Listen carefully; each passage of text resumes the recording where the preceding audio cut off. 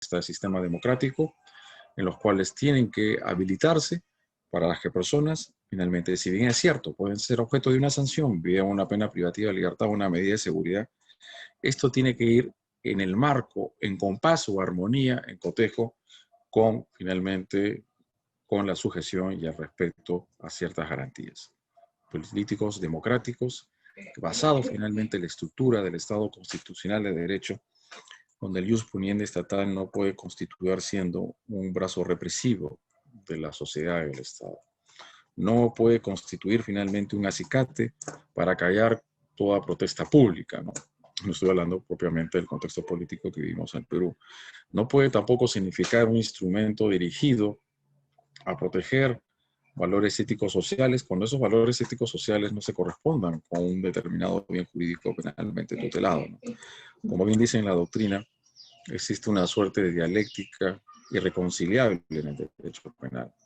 Porque para proteger bienes jurídicos, y el catálogo punitivo empieza directo cuando la vida, el cuerpo y la salud, el honor, la familia, la libertad, el patrimonio, etcétera, afectan bienes jurídicos. Dentro de ese listado de valores, dentro del principio de jerarquización que hemos hecho alusión varias veces ante esta institución tan prestigiosa como CEFOCAP, es que no todos los bienes jurídicos tienen el mismo valor. Unos tienen más preponderancia que otros partiendo de la vida y lo que significa la dignidad, de lo que se desprende de la proclama constitucional consagrada en el artículo 1 de la Constitución Política del Estado y fija las bases de la política criminal en un Estado social y democrático de derecho. Por eso es que, siguiendo a von List, digo lo siguiente, ¿no? Lo que tiene que ver propiamente con los principios legitimadores de un derecho penal democrático. Los principios del derecho penal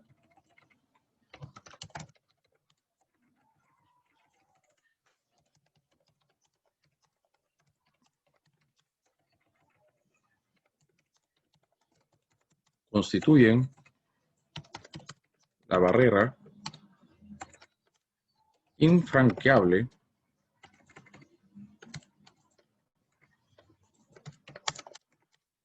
de la política criminal.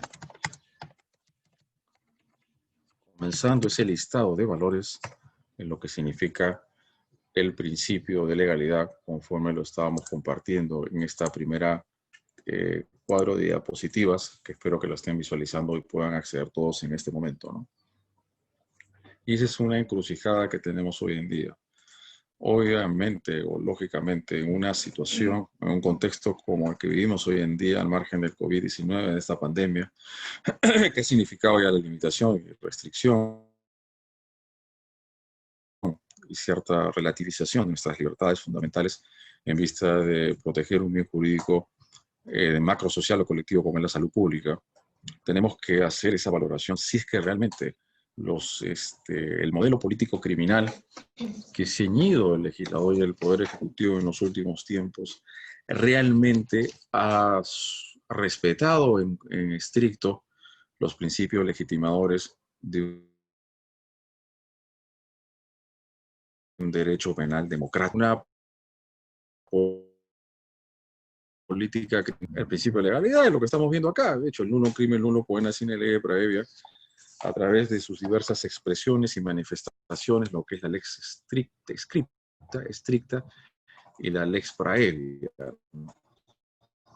Significa la prohibición de analogía en derecho penal, sobre todo cuando se inmanan partes. Entonces vuelvo a reiterar que el legislador y el Poder Ejecutivo, cuando se le autoriza a legislar en materia penal, procesal, penal y ejecución penal, tiene que ceñirse en estricto, no solamente a ese principio de legalidad, que como diremos, tiene el principio de legalidad una relación importante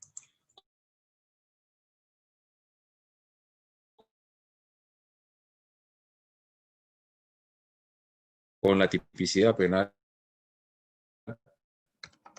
con la función del tipo penal,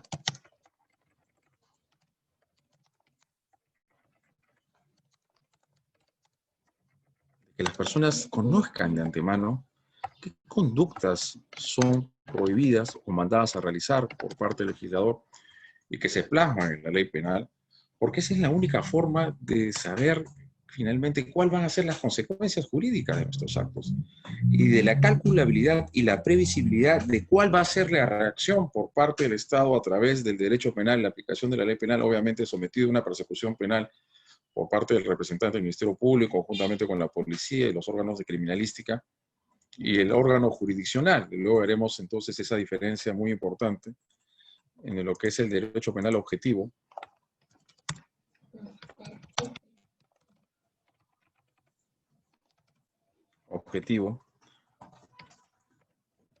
y el jus puniendi estatal,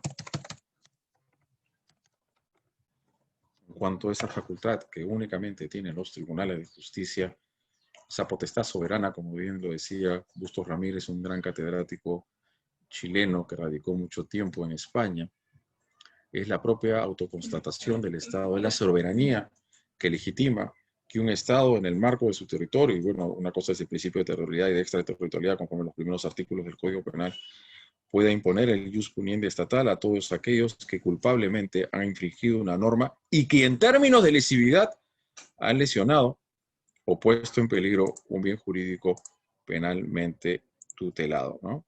El nulo incurriment, nulo poena sine lege. Saber desde un principio cuáles son las reglas del juego. Decíamos que hay una relación muy importante entre el principio de legalidad y de la función del tipo penal, porque las personas primero para poder motivarse tienen que conocer. Entonces ese grado de conocibilidad, de conocimiento, de que las leyes están vigentes a partir de su publicación en el Diario Oficial del Peruano, implica que se comunica finalmente a toda la ciudadanía, a todo el colectivo, a toda la sociedad, a partir de ahí que hay un feminicidio, que hay una mayor pena, hay otros agravantes. Más temprano también con CEFOCAP hablábamos un poco de los delitos de trata de personas y explotación sexual y que la ley 3963 ha generado incidencias y modificaciones muy importantes, incorporando una gran cantidad de tipos penales. Entonces, esa explosión normativa que se produce día a día en el quehacer de una sociedad como la nuestra, donde se cometen muchos delitos y hay varios modelos de política criminal, es la que significa siempre esa garantía de seguridad jurídica de saber de antemano todos los ciudadanos previamente qué comportamientos resultan siendo ilícitos o no ilícitos, así adoptar determinados modelos de conducta, ¿no? Como bien se dice, los abusos, ¿no? El uso arbitrario del jus puniendi estatal, donde en esa delimitación de un Estado democrático de derecho debe ser, por una parte, a quien le corresponde definir cuál es la conducta prohibida o mandar realizar. Luego vamos a decir que hay derecho penal o tres clases de normas: normas prohibitivas, normas de mandato y normas permisivas. Luego vamos a dar su estructuración y su calificación, que en el marco de un Estado constitucional de derecho, un orden democrático de derecho, a quien le corresponde fijar y delimitar cuál es la conducta típica es solamente que el legislador, que obviamente le da autorización al Poder Ejecutivo a legislar en determinadas materias de seguridad ciudadana, lo que es corrupción de funcionarios, lavado de activos, crimen organizado, ¿no? Pero eso es lo que le corresponde al legislador, y por otro lado a quien aplica la ley, y obviamente es el órgano jurisdiccional, ya bajo los cimientos o los peldaños y la estructura programática de los principios de proporcionalidad, de justificación, de ponderación. Hay una argumentación, todas las teorías de la argumentación nos definen esto, que obviamente implica que antes de que la ley penal sea aplicada, lo ponemos así, antes de aplicar la ley,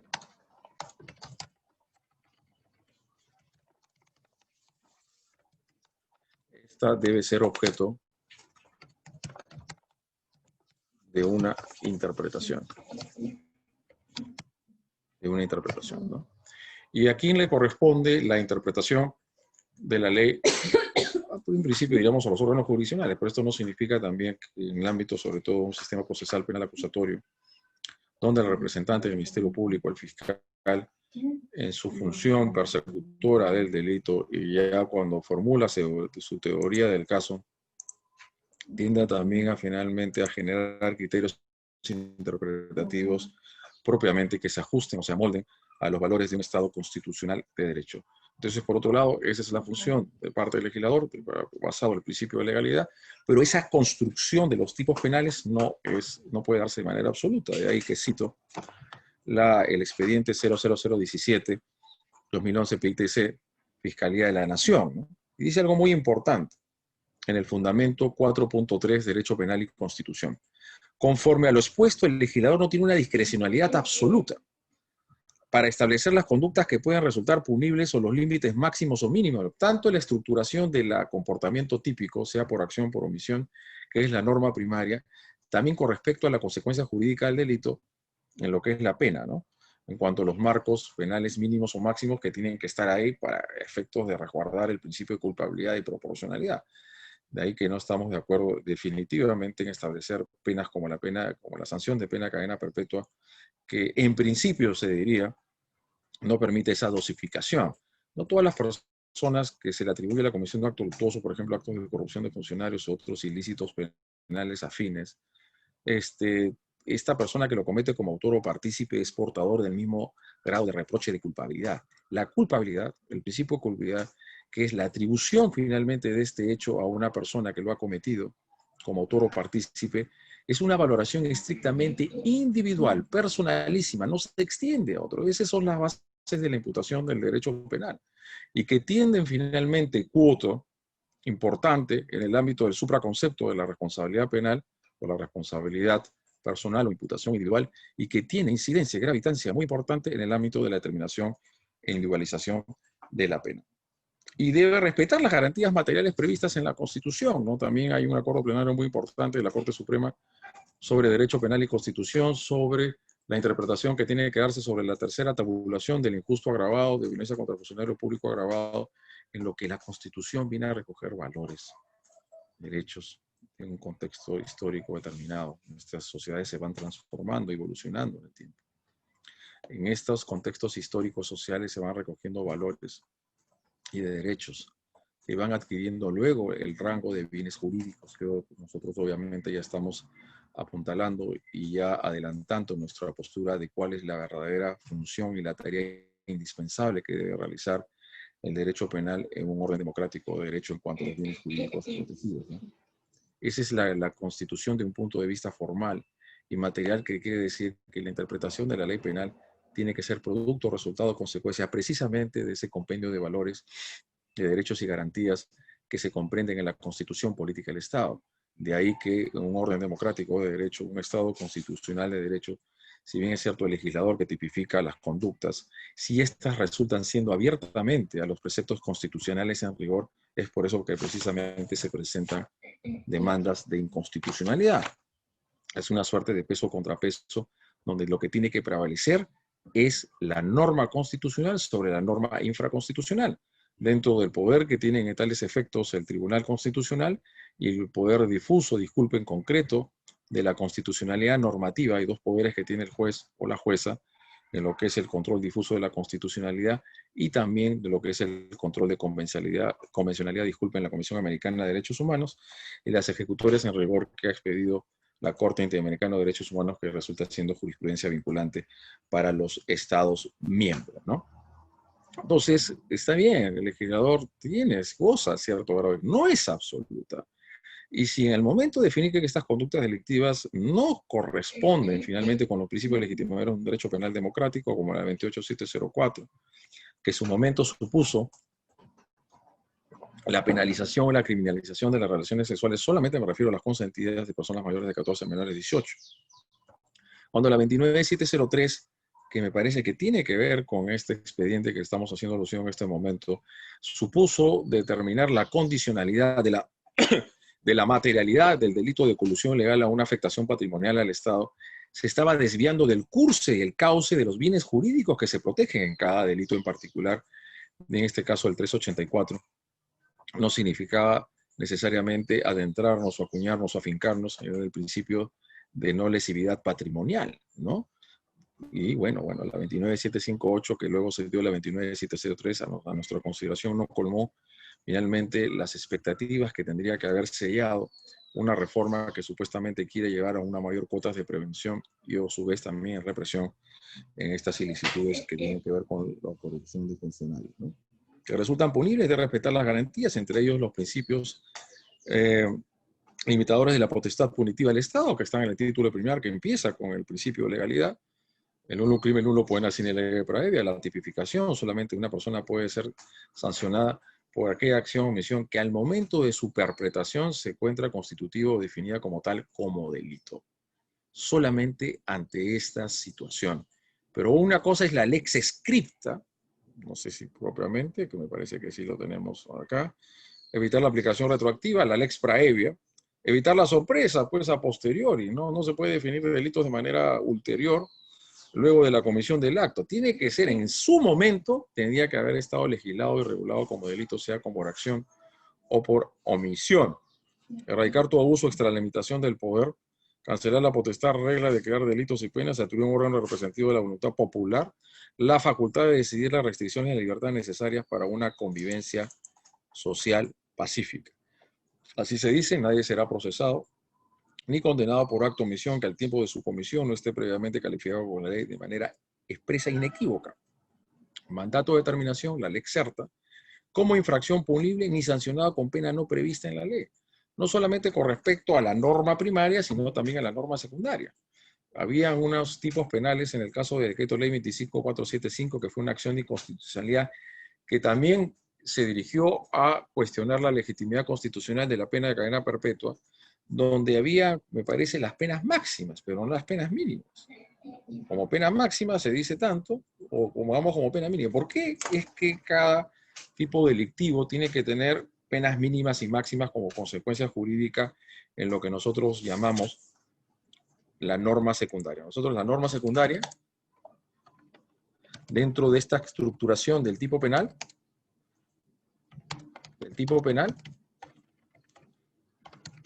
habla de los marcos penales. El marco penal, mínimos y máximos, ¿no? Esta es la garantía del principio de legalidad, de saber también no solo qué acciones o omisiones son constitutivos de una acción o omisión delictiva, sino también cuál va a ser la consecuencia jurídica, conforme al principio de la garantía de legalidad, para saber al final, uy, pues si comete este delito de sicariato será 20 a 25, feminicidio de 30 a 35, tal vez ya algunos penas de cadena perpetua. Esto es, hay ese derecho y esa garantía básica y esencial de saber cuál va a ser la reacción jurídico-penal del Estado ante una determinada conducta, conforme a la garantía de legalidad y al principio de culpabilidad. Entonces, en esa instancia, cuando se interpuso esa acción de inconstitucionalidad, también se hacía alusión, se hacía precisión, donde se habían solamente, me parece, penas máximas, pero no habían penas mínimas. Hay una cosa con el delito de parricidio, ustedes obsérvenlo y analícenlo. Con el delito de parricidio y el de sicariato. Dice una pena no menor de 15, me parece. Vamos pues al 108 o al 107 de la parte especial del Código Penal.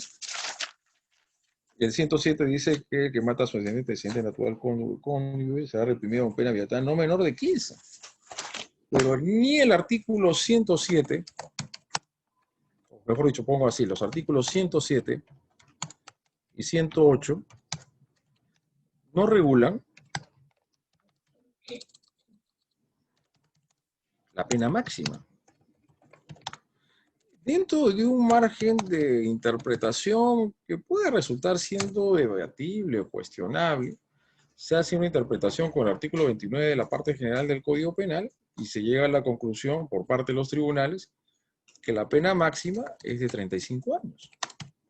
O sea, yo digo lo siguiente, que ambos tipos penales no cumplen en rigor con el principio de legalidad en cuanto a la consecuencia jurídica, porque tiene que haber una pena mínima y una máxima. Si dice no menor de 15, ¿dónde está la pena máxima? Ah, yo he hecho una interpretación.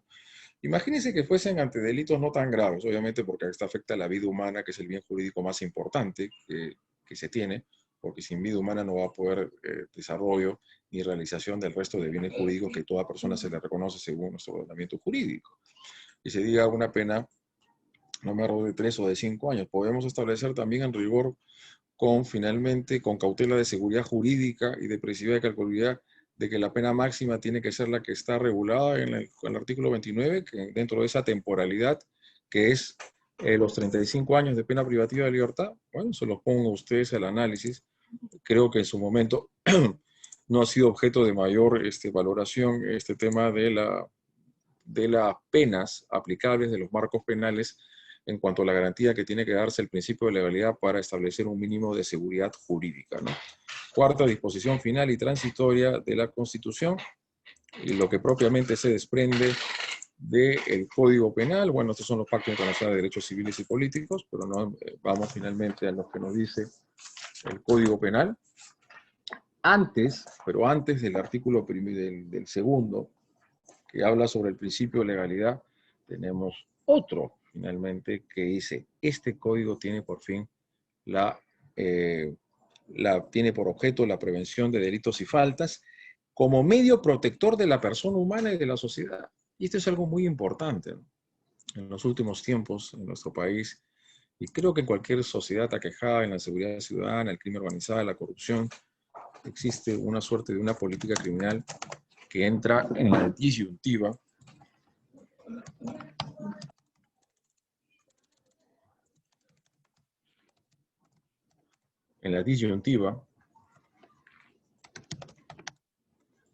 entre prevención y represión, ¿no? Se dice, pues, que dentro de los fines de la pena, el fin preventivo general, que nosotros siempre en la universidad a nuestros alumnos hemos señalado, que existe un fracaso de la prevención general negativa en nuestro país, porque las mayores penas y sanciones que se han establecido, como decía mi padre, si con más derecho penal finalmente pudiéramos resolver las cosas en menos delitos, pues qué bueno, ¿no? Qué bueno hubiese sido así, pero ya la experiencia demuestra, yo lo decía hace muchos años atrás, que con más penas y más delitos no significa que no se sigan cometiendo actos luctuosos de diversa naturaleza, especie y naturaleza, máxime si supusiéramos de que se imponga la pena de muerte, igual finalmente sería esta situación a la que estamos haciendo mención, ¿no? Que igual se va a seguir cometiendo delitos, ¿no? Claro, en estados o situaciones o coyunturas electoreras, de hecho que los políticos van a querer generar mayor grado de rentabilidad convocatoria al pueblo, a la sociedad, ofreciendo más y más derecho penal, y con ello se va desgajando o se van contraviniendo los principios legitimadores de un derecho penal. No creo que pueda finalmente prosperar una proyección de pena de muerte, pero sí finalmente la seguir y discurriendo con la pena de cadena perpetua, disculpen, en el marco de estos delitos o figuras delictivas que generan mayor alto grado de reprobación social entre la sociedad. Estamos en esta disyuntiva. Puniter ne pecetur es la prevención, o punitur quia peccatum es. Solamente afincamos un derecho penal que se proyecte a futuro, de ver cómo es que se cometan menos actos luctuosos, menos actos de corrupción, menos ilicitudes penales cometidos a través de organizaciones criminales, etc. O solamente nos abocamos y finalmente a la tarea de la represión. De hecho, que en los últimos tiempos la política criminal en nuestro país se ha ceñido o ha orientado bajo los derroteros neocriminalizadores de una entre la prevención general negativa, la prevención general negativa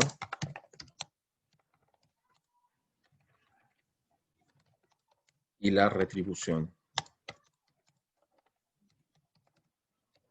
Y la retribución. Es sobre eso finalmente que ha ido marcándose los derroteros de la política criminal en los últimos tiempos en Perú, donde precisamente cuando recojo nuevamente este expediente, el 00-2007-2011 PITC, entre ellos el principio de potestad como limitar el poder, limitar los derechos fundamentales y otros bienes constitucionales de modo desproporcionado, ¿no? Principio de proporcionalidad, ¿no? Tenemos un delito que puede resultar siendo validero al abuso finalmente de organismos que se dedican finalmente a proteger la vida e integridad de los animales, como es el 206A, que lo que es abandono de actos de crueldad del 206A ante animales domésticos, ¿no? Las mascotas que uno tiene en casa, pero tiene de 3 a 5, cuando producto del abandono, los actos de crueldad sobre los animalitos, tiene de 3 a 5 años, ¿no?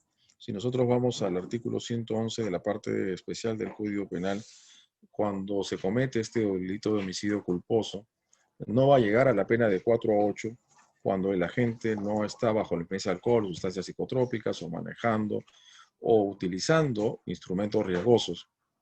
Ahí la pena será máxima de 4. También lo que decíamos con el principio de violencia contra el funcionario público en su modalidad agravada. Consideramos entonces que una de las graves falencias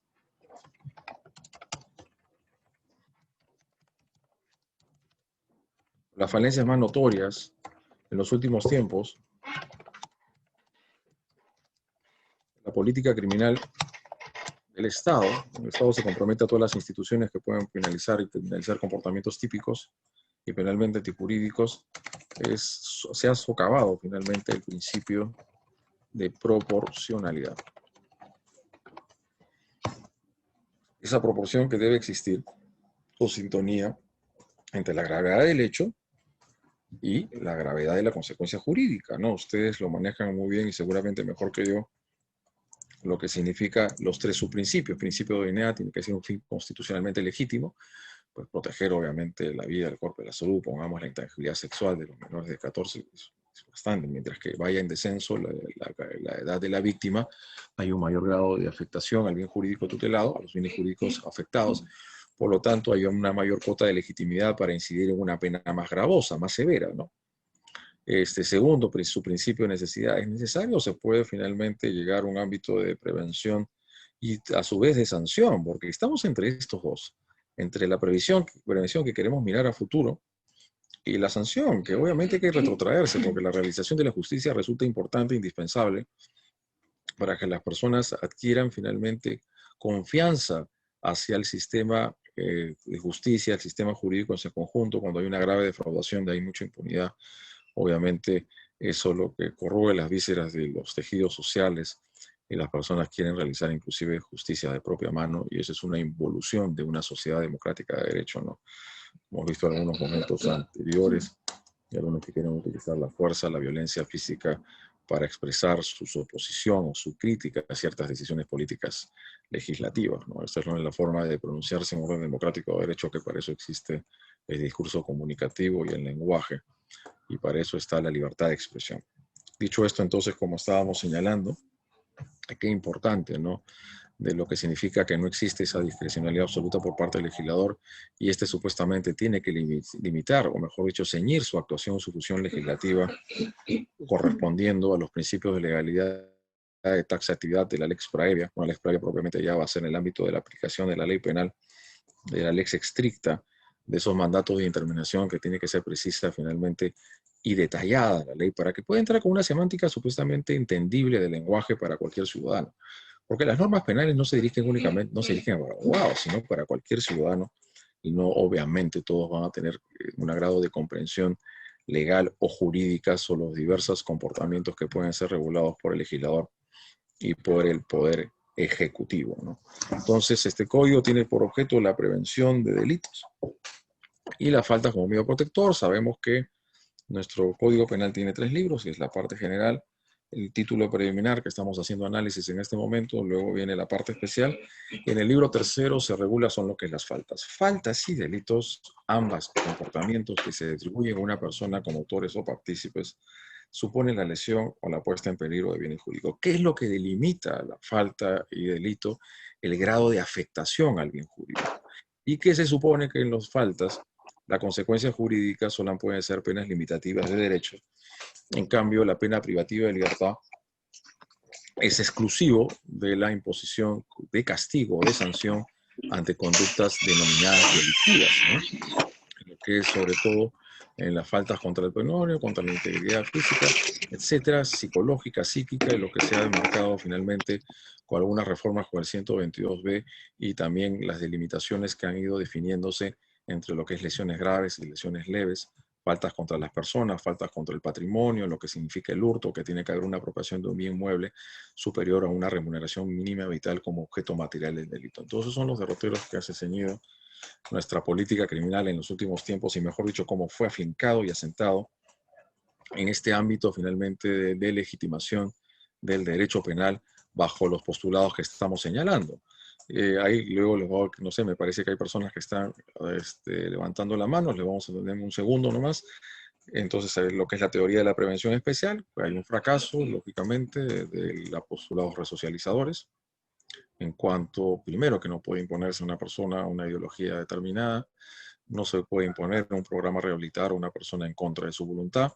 Las cárceles, los establecimientos penitenciarios no constituyen finalmente instrumentos o instituciones educativas, reformadoras, a duras penas y con el sobrehacinamiento carcelario que se ha dado cuenta mucho en este contexto del COVID-19, pone pues hace mucho tiempo y como el Tribunal Constitucional ha dicho, hay un estado de cosas inconstitucional y le ha dado un lapso no sé cuántos años al Estado peruano para que reformule todo esto y podamos tener establecimientos penales mínimamente acordes y respetuosos a la dignidad de los penados, sea como procesados, o sea, esto es como presos preventivos y sean como condenados.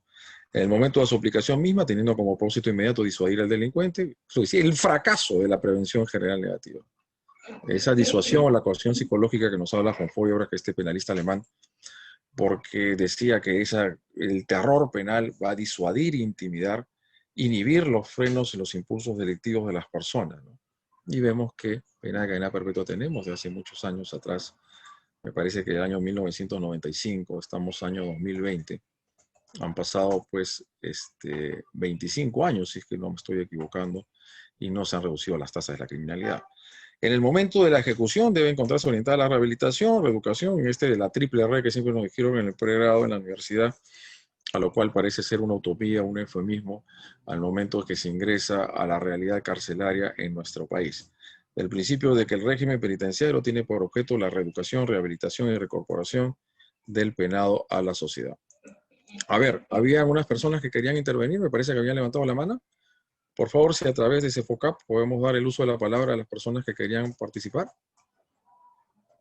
O, ¿me están escuchando? Doctor, buenas noches. Sí, le Le escucho. Goicoechea Altamirano, doctor. Un caso cuando, por ejemplo, ocasiona faltas contra el cuerpo y la salud de una persona y llega hasta la fiscalía, ¿se puede conciliar, doctor?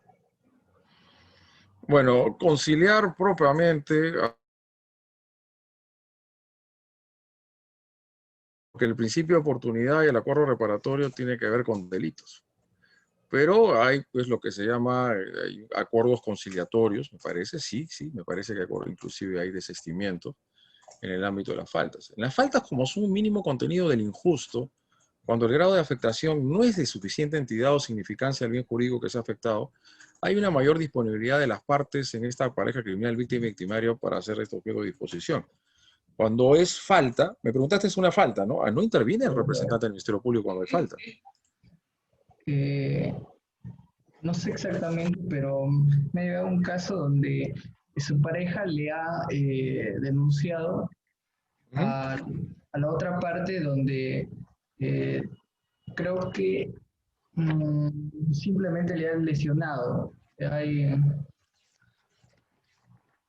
Claro, lo que pasa es que tenemos un modelo político criminal ya distinto a lo que se llama violencia familiar y violencia de género, ¿no? Y ahí los grados de afectaciones, ya por ejemplo en este caso el congresista que fue golpeado por este joven de 24, creo 25 años, me parece que superaban los 20 días de asistencia facultativa, una reforma con la 3819 que significa ya la posibilidad de tipificarlo como lesiones graves. A ver, en el caso de violencia familiar y violencia de género propiamente, amigo, la 30.1354, su reglamento, y así como su texto único ordenado, se señala y se dispone que se prohíbe todo mecanismo de conciliación. Esto es con respecto, lo voy a poner acá, al artículo 122b. Pero bueno, pareja no está dentro del grupo familiar, habría que ver si podría estar dentro del marco de violencia de género, ¿no? Por su sola condición de tal, que hay un abuso de relaciones patriarcales, etcétera, de posiciones que dan en nuestra sociedad. ¿Ok? sí, sí, Pero sí es... Sí, te escucho, te escucho. cuando está más cerca, en este caso son pareja, entonces en este caso no podría haber conciliación, doctor. Bueno, ese es el tema, ¿no? ¿Cuánto ha arrojado de asistencia de día facultativa? Son lesiones leves, doctor. Ah, tiene como lesiones leves, o sea, son más de 10, supera los 10 días. Sí, doctor. Bueno, en lesiones graves, leves, ahí entramos en una suerte de disyuntiva, ¿no? Porque si tú revisas el artículo segundo, inciso sexto del Código Procesal Penal, ahí regula específica y claramente, taxativamente, que procede el acuerdo reparatorio en el caso del delito del artículo 121. Pero es el acuerdo plenario de la Corte Suprema. No sé, ¿lo has leído del acuerdo plenario? ¿Has tomado conocimiento del acuerdo plenario del 2019 No me de acuerdo la Corte plenario. Suprema? Eh, Es 2019, ¿no? Empieza con la prisión preventiva y a 1 partir de ahí, 2019. 1 ¿ah? 2019. Sí, 2019, de la Corte Suprema. Y prohíbe el acuerdo reparatorio, el principio de oportunidad. Ah, ya, doctor. Pero con respecto, ojo, con respecto al artículo 122b,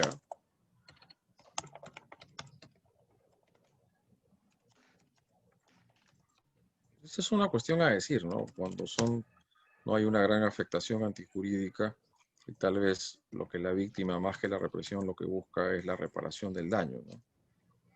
Porque como te decía antes, si nos vamos al artículo segundo, inciso sexto del Código Procesal Penal, señala claramente, señala la letra, disculpe, el artículo segundo, dice, independientemente de los casos previstos en el numeral primero, que es el principio de oportunidad, procederá a un acuerdo preparatorio en los delitos previstos y sancionados en los artículos 122, que es lesiones leves. Fíjate cómo inclusive ha habido una suerte de desnaturalización, un poco en el caso McDonald's, donde 2 jóvenes murieron por el cortocircuito de unas máquinas o instrumentos dirigidos a la limpieza. Y es gravísimo, ¿no? Eso sucedió en diciembre del año pasado, ¿no? Entonces, lastimosamente, mi estimado amigo, cuando hablamos de este tema, siempre y cuando se circunscriban a estos fenómenos, ¿no? A la violencia de género. Si podemos decir que la víctima fue lesionada por su condición de mejor, entonces ahí las cosas se complican para ir a los acuerdos reparatorios, ¿no? Este es el problema. En caso, Hay, obviamente, puntos, habría doctor. una posibilidad, habría que hacer los controles por parte de la judicatura, si es que puede encuadrarse o no la posibilidad de promover el acuerdo reparatorio en el delito de lesiones leves bajo estas circunstancias o parámetros, ¿no? Porque ellos no son integrantes del grupo familiar. Por ejemplo, si estuviésemos ante cualquier circunstancia, entre un hombre con un hombre, por ejemplo, entre pues, dos compadres finalmente que vivieron bastante alcohol y luego se agarran a trompadas, cada uno se genera propiamente a uno al otro lesiones leves. Yo no creo, habrían 2 acuerdos reparatorios, tanto con respecto a que generó una lesión, con respecto a la otra persona que generó la otra lesión.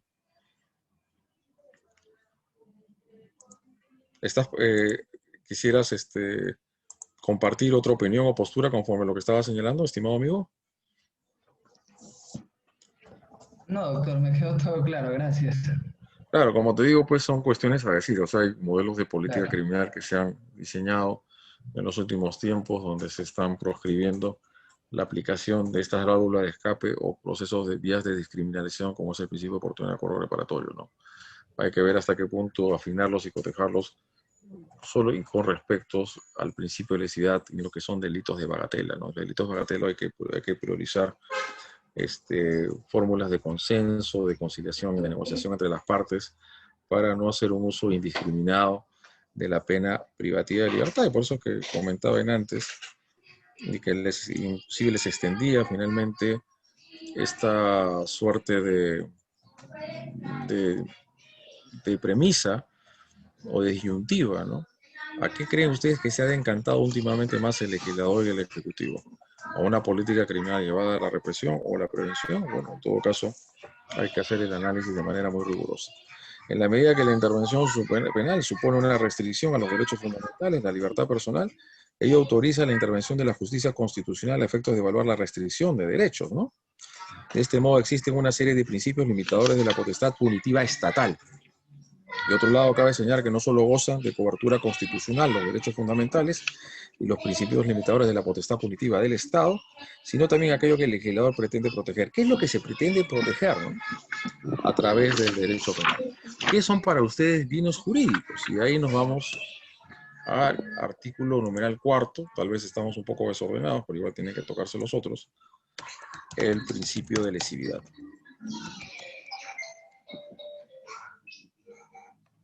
¿Qué significa? Que el derecho penal lo que protege son bienes jurídicos. ¿Qué son bienes jurídicos?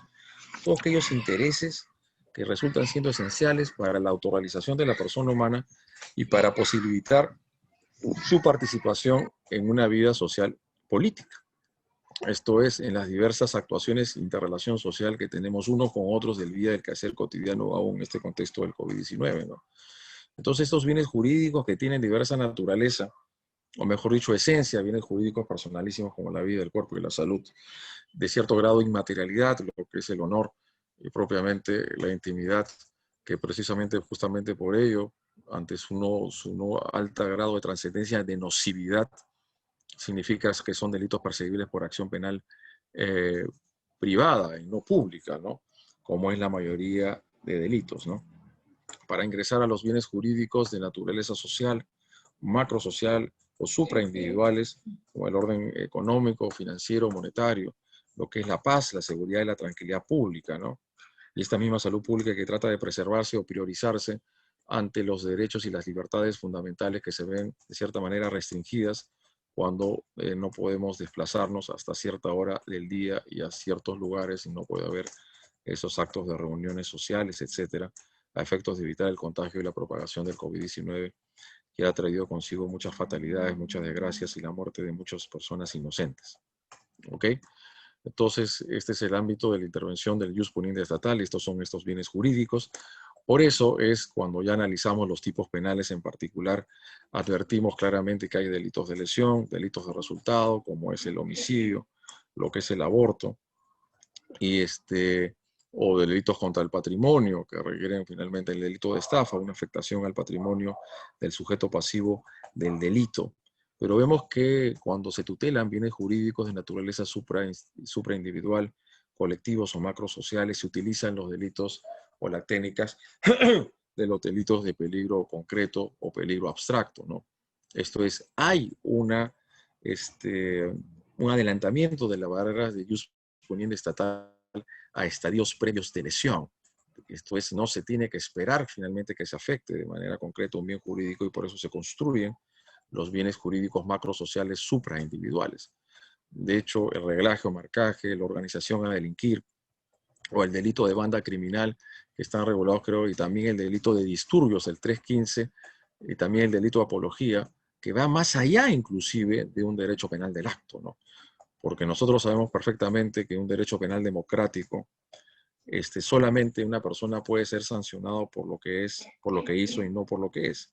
Mientras que no haya lesionado, puesto en peligro un bien jurídico, no puede ser objeto de sanción.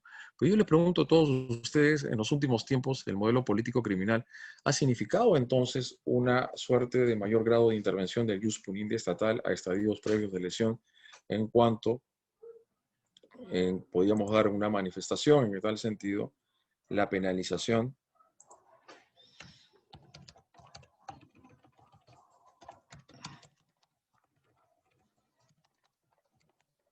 de actos preparatorios. No sé si alguien quiere responder. Conforme el iter criminis,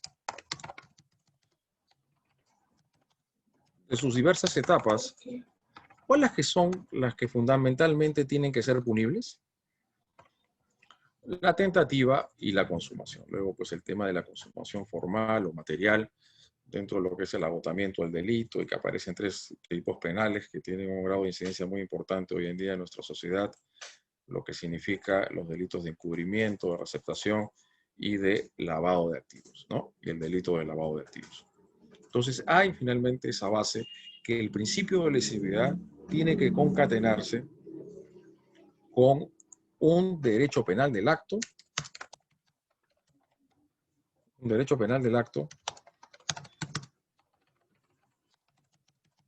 con una culpabilidad por el acto. Entonces, el principio del bien jurídico importante es esa base de referencia personalísima o social o institucional, los bienes jurídicos como la administración pública y administración de justicia, ¿no? Que implica también la prestación de servicios públicos que tienen que realizarse en una sociedad democrática de derecho, conforme finalmente los principios de objetividad, imparcialidad, legalidad e independencia, y que tiene que exprimarse siempre el interés de la colectividad por sobre otro interés. De hecho, que cuando se producen finalmente estas distorsiones o disfunciones en el aparato público del Estado, es que estamos finalmente ante la posibilidad de una ilicitud penal, siempre y cuando tenga grado de trascendencia conforme los principios finalmente de mínima intervención,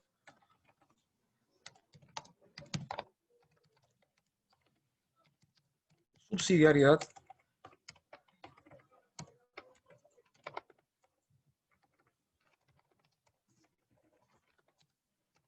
y de última ratio. Pero yo les pregunto a ustedes y me lo responden con todo grado de franqueza y sinceridad. En los últimos tiempos,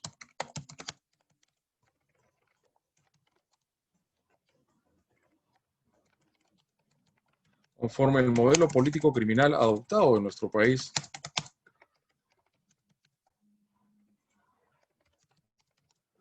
¿realmente estamos ante un respeto inescrupuloso del principio de mínima intervención? Fíjense cómo se sancionaron con el decreto legislativo 1181, y estábamos en otra exposición días atrás, el artículo 108D de la parte especial del Código Penal, que es la conspiración y la proposición al sicariato, ¿no? La conspiración a la sedición, a la rebelión contra los poderes del Estado, contra el orden constitucional, etcétera, ¿no? Entonces, ¿cómo es que vamos a estadios muy previos, cuando recién estás conspirando, están finalmente maquinando esta acción delictiva o aquella proposición, y también el que ofrece finalmente su chamba, si se quiere decir, por el tema del sicariato? Entonces, el modelo político criminal adoptado en el país en los últimos tiempos ha significado un ámbito mayor grado de intervención, que no que significa que en algunos casos ya ha sido importante, ¿no? Lo que es la manipulación genética, lo que es el delito de lesiones al feto, las reformas que se han producido en los delitos sexuales en la ley 3838 con nuevas modalidades comisivas.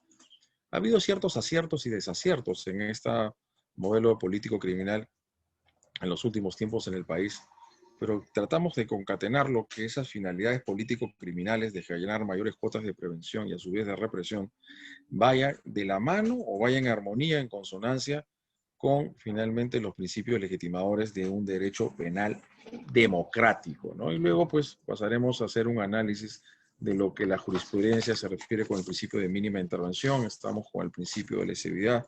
Toda pena requiere la lesión o la puesta en peligro de bien jurídico, pero tenemos delitos de lesión,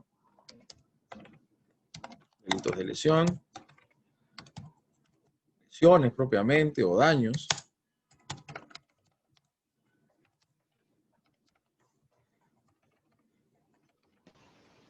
Tenemos los delitos de resultado.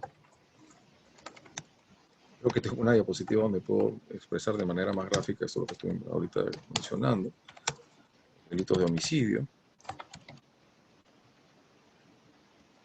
Los delitos de peligro.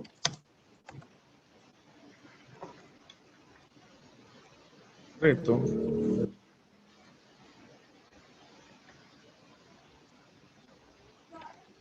Omisión de socorro.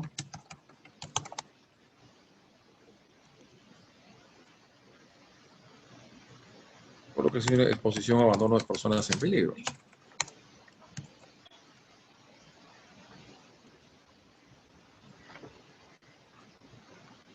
Es propiamente el delito de los tipos penales de peligro abstracto.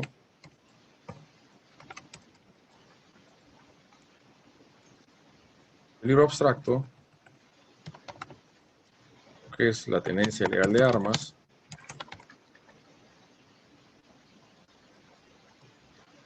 O con el artículo y el 274 para no escribirlo todo, que es la conducción de vehículos automotores bajo influencia de alcohol o sustancias psicotrópicas. Fíjense que ahí estos bienes jurídicos vienen a reforzar la protección punitiva de los bienes jurídicos personalísimos. Al momento que se tipifican finalmente estos actos luctuosos, se está reforzando la protección de la vida, el cuerpo y la salud. No hay que esperar que se produzca una lesión, la muerte de una persona el solo hecho de que una persona está conduciendo un vehículo automotor bajo la influencia de alcohol o sustancias psicotrópicas, teniendo un arma, pero claro, los delitos de peligro hay que ser medidos dentro de una modalidad ex ante, finalmente, y ex post, que tenga la posibilidad e idoneidad de generar finalmente ese riesgo al bien jurídico penalmente tutelado, también como el delito de violación de medidas sanitarias, de bastante incidencia hoy en día en el contexto del COVID-19. Sanitarias, que es el artículo 292 del Código Penal, ¿no?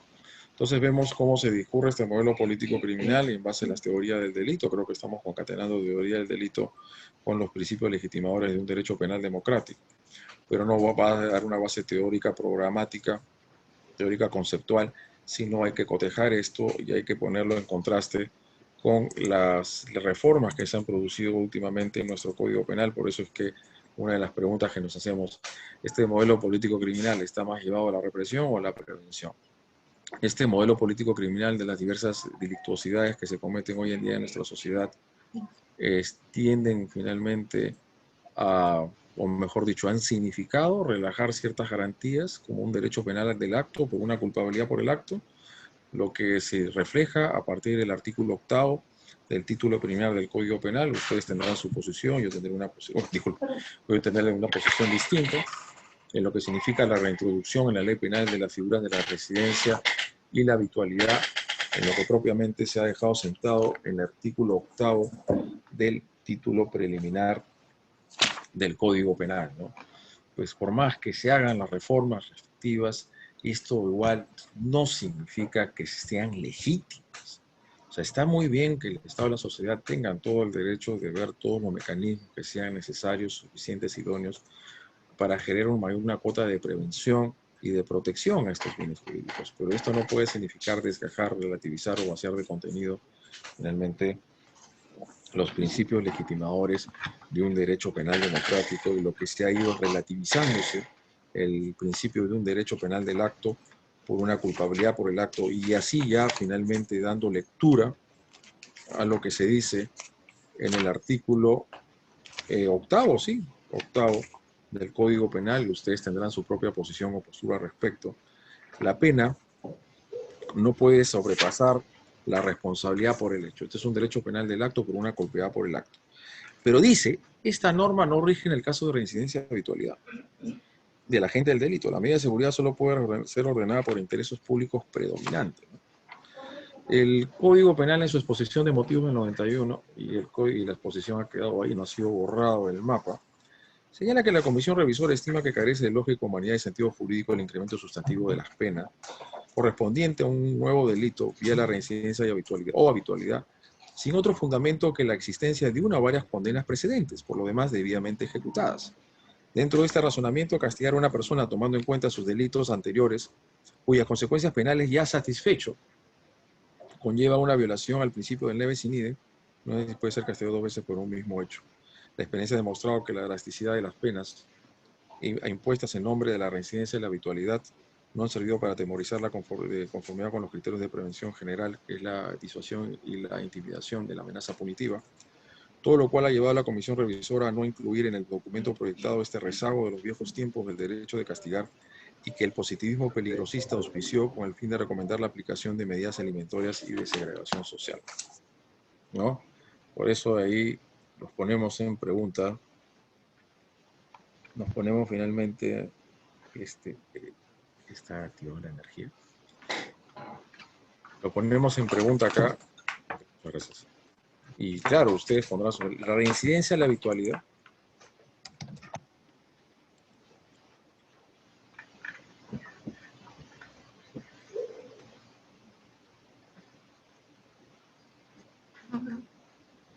El primero, ¿no? Sí, es un redondito. ¿Está? Sí. Lo pongo acá. La reincidencia y la habitualidad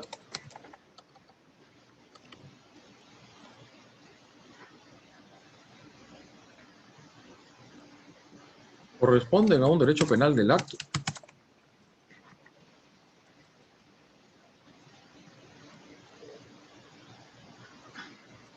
a un derecho penal de autor.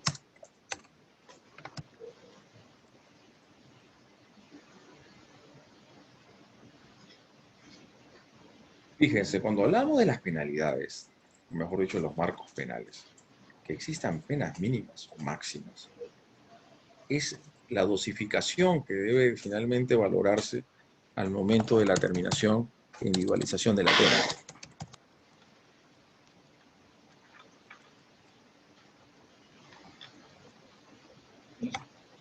El marco de la terminación e individualización de la pena resulta siendo fundamental ir dosificando conforme a los principios de culpabilidad, de proporcionalidad y de lesividad, ¿no? Esto tiene que estar finalmente afinado y regulado en la consecuencia jurídica al delito que está imponiéndose como consecuencia jurídica y lo que significa la norma secundaria. No se olviden que el tipo penal tiene dos componentes.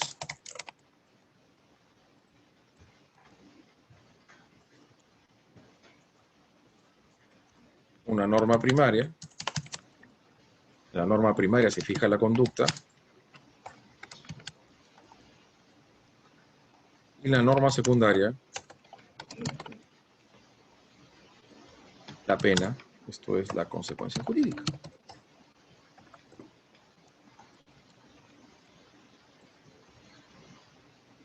Cuando se puede imponer por un hecho cometido, bueno, tomando en cuenta las anteriores, y se está sobrepasando finalmente el marco penal, ir por encima de un tercio o la mitad de la pena del delito, que el nuevo delito que ha cometido porque reincidente es que ya ha sido condenado, supuestamente ya ha pagado su deuda con la sociedad, pero se vuelve a tomar en cuenta ese delito anterior que cometió 5 años en algunos, pero en otros es una reincidencia indefinida en el tiempo, sobre todo en los delitos que atentan a la inseguridad ciudadana y otros contra bienes jurídicos fundamentales como el sicariato, el feminicidio, etc. Con ello se está contraviniendo este derecho penal del acto, ¿no? Porque las penas se refieren a tener correspondencia con la conducta o el comportamiento, sea por acción o por omisión. Ustedes, en todo caso, tomen su propia conclusión en el caso de la reincidencia y la habitualidad, si realmente se está afectando o no el derecho del principio de un derecho penal del acto por una culpabilidad por el acto, ¿no? Y entendiendo esto de la intervención del juez pendiente estatal en orden democrático de derecho, como bien se dice en esta apelación, en un Estado social y democrático de derecho, la sanción más grave que regula el ordenamiento jurídico, esto es la pena, solo puede ser aplicada a comportamientos que por su peligrosidad objetiva cuestionen la existencia de los valores más esenciales de la convivencia social pacífica. En el ámbito de delitos contra la administración pública, obviamente tenemos lo que es inconductas funcionales y a su vez delitos.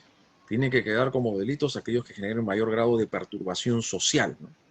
Esto finalmente es lo que tiene que tener correlato en un ámbito donde tiene que establecerse que el derecho penal tiene que ingresar únicamente a esos comportamientos que significan mayor grado de perturbación social en una coexistencia social pacífica, ¿no?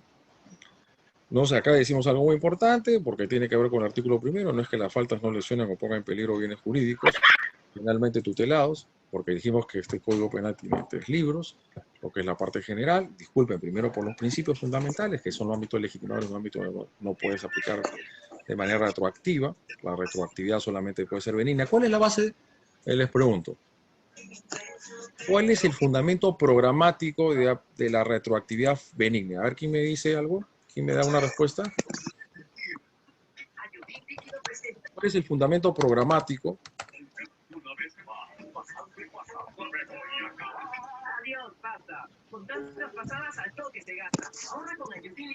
de la retroactividad benigna? Porque la irretroactividad se pone algo muy importante, ¿no? Pues las normas se rigen a regular la vida del hombre y la mujer en sociedad de cara a futuro y que tiene que ver, como lo tenemos en otra diapositiva,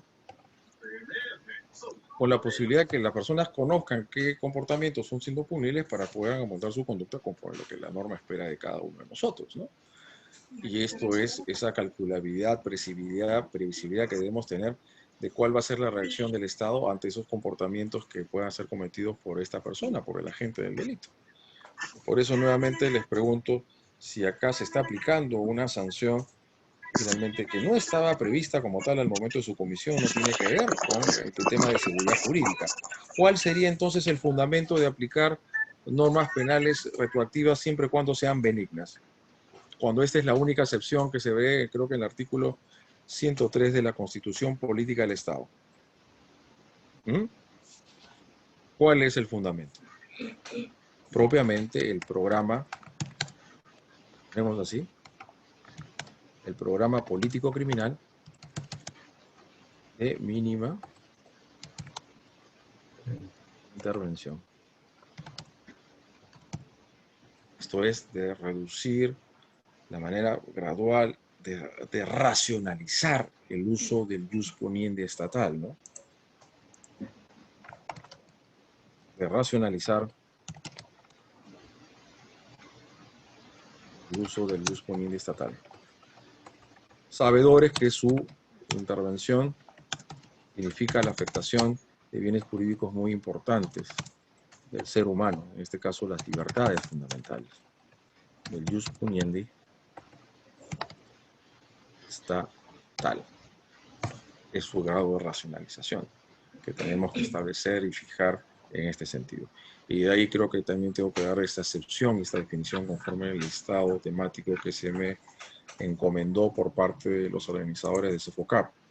¿Qué es el derecho penal objetivo y el subjetivo? El derecho penal objetivo, no se dice acá por si acaso, es la formulación normativa, es la expresión normativa del derecho penal.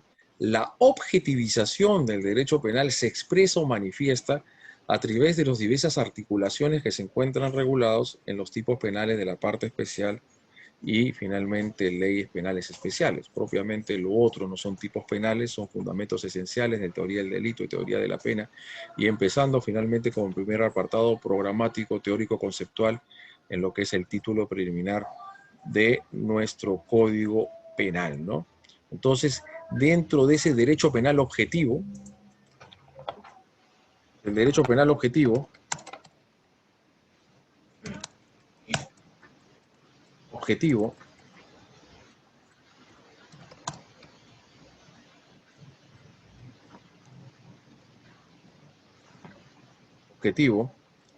acá tenemos tres clases de normas, porque esta es la expresión normativa del derecho penal.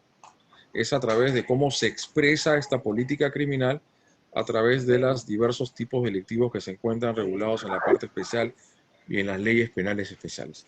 Primero entonces tenemos normas de conducta, disculpen, preceptos prohibitivos, de hecho no pongamos preceptos, normas prohibitivas, prohibitivas. ¿Qué son las normas prohibitivas? Oye, tú no mates a nadie, finalmente, no te apropies de lo ajeno, no induzcas error a las personas, no afectes la integridad de los bienes, tanto de la propiedad pública y privada, a la protestar, finalmente hacer tu legítima manifestación ante ciertos actos políticos o decisiones gubernativas que tú no estás de acuerdo, pero eso no significa que no tengas que respetar finalmente los bienes de otras personas. Esto es lo que significa un Estado social y democrático de derecho, que tiene que haber finalmente un respeto entre los derechos, la realización de nuestros derechos con los derechos de otros, ¿no? Entonces las normas prohibitivas se refieren a las conductas por acción. Luego tenemos a las normas de mandato por omisión. Ay, vaya que ya la estructuración de la teoría del delito y lo que ya se ha fijado hace mucho tiempo dentro de esa evolución epistemológica de la ciencia del derecho penal, es la construcción, obviamente, de normas que van más allá de un tema causalista, fisiológico, naturalista, ¿no? En una sociedad regulada por normas, solamente puede prohibirse y por lo tanto sancionarse aquellos comportamientos que hayan infringido una norma de cuidado. Engels hace mucho tiempo, en el año 1930, y cuando vi este debate entre causalistas y finalistas, les hablaba que la imputación requería primeramente, y esto tenía que vislumbrarse en toda la teoría de la imputación objetiva, la infracción de una norma de cuidado. Entonces, lo que se describe a través del derecho penal son normas de conducta dirigido al deber ser y no al ser.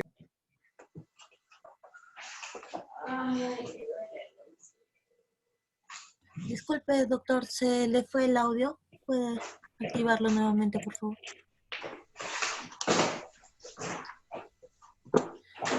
Doctor. Ya. Saca ese trapo. No, Ese trapo. es que esto. Sí, Y no, más allá, y más corta allá. el tablero. No, más allá.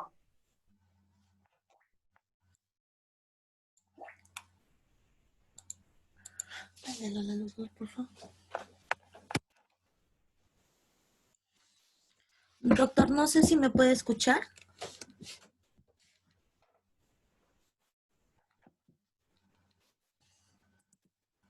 Y estaba desactivado. ¿Ahora sí me escucha?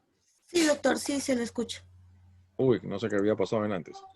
Entonces las normas del derecho penal se dirigen al deber ser y tienen una estructura normativa, ¿no? Porque toda nuestra vida en sociedad está regulada por normas. Ahora, pues en el caso del COVID-19, desde que salimos de nuestras casas, la utilización de mascarillas, finalmente uno tiene que utilizar guantes, los protectores faciales y otros instrumentos y protocolos sanitarios, ¿no? Toda nuestra vida en sociedad está regulada a través de normas, porque mientras que estamos, finalmente, mientras que estamos ante lo ámbito de lo permitido, en el ámbito de lo permitido, mientras que estamos en el ámbito de lo permitido, o sea, estamos en el campo de lo lícito o lo ilícito. Mientras que usted está actuando dentro de lo lícito, está finalmente manejando la velocidad permitida en el carril permitido, finalmente la velocidad permitida, y así se produce un accidente, una persona intempestivamente cruza la pista con un scooter, etcétera, y ahí usted no ha infringido ninguna norma. Las bases de la imputación, los voy a poner acá, y porque entramos un poco a la teoría del tipo penal, sin dejar de lado ya el resto de principios que también estábamos analizando, los principios legitimadores de un derecho penal democrático, es que las bases de la imputación, lo voy a poner acá,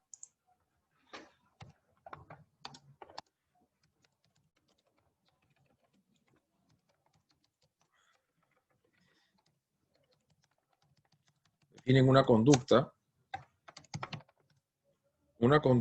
portadora del, o mejor dicho, que infringe una norma de cuidado, disculpen,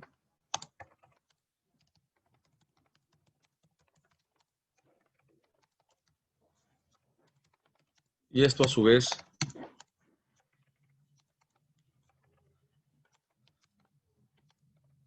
debe significar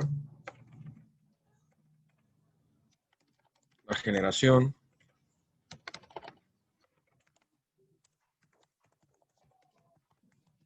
de un riesgo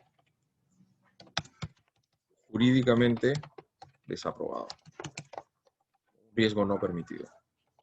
Mientras que usted esté en el ámbito de lo permitido, pues no tiene que por ser objeto de sanción. Entonces las normas tienen un fundamento normativo, ¿no? Un hacer o no hacer. En el ámbito de determinadas actividades socioeconómico-culturales, la provisión de actividades finalmente hoy en día en el contexto del COVID-19, que finalmente significan no preservar el distanciamiento social obligatorio, lo que sucedió finalmente meses atrás en este lugar, Restobar, donde murieron de manera irracional 13 personas, 12 mujeres y un varón. Se estaba realizando una actividad clandestina ya de sí por vida.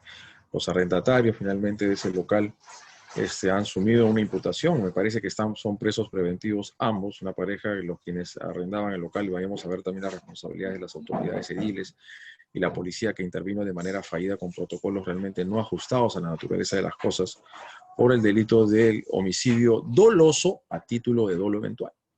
Entonces, en una vida en sociedad de hombres y mujeres, donde hay diversos compartimentos y una determinada cantidad de actividades que realizamos hoy en día, todo está estructurado bajo normas. Entonces, tú cuando abres un local al público, comercial, y máximo en este contexto del COVID-19, tienes que ajustar esa conducta socioeconómica, no solamente a las normas de seguridad, sino también ahora de seguridad sanitario, ¿no? De lo que refiere el COVID-19. Es un nuevos retos y desafíos que asumimos hoy en día en nuestra sociedad y que ojalá, Dios mediante, podamos tener soluciones o control de esta enfermedad a un mediano o corto plazo para poder, sí que será factible, yo realmente no sabemos qué nos avisora más adelante esa realidad o esa realidad social o esa convivencia social que teníamos hasta antes del 16 de marzo